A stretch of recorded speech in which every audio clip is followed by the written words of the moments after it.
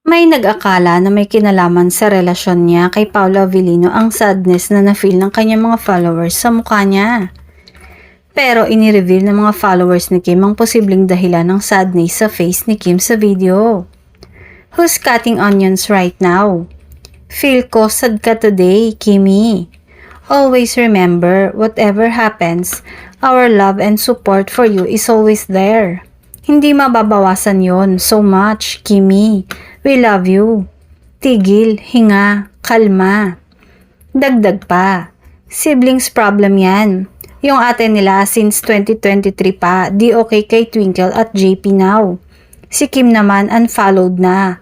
Masyado rin matandang dalaga. May problem pala si Kim sa kanyang mga kapatid at tila naiipit siya sa gap ng kanyang mga sisters.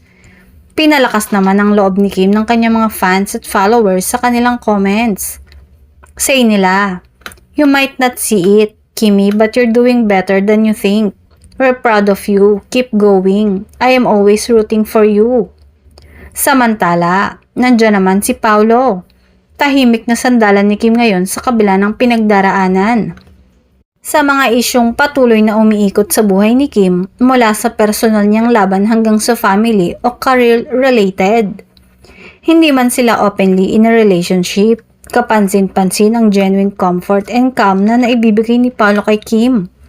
Sa bawat public appearance nila, makikita ang chemistry pero higit pa riyan ang respeto at malasakit ni Paolo para sa aktres.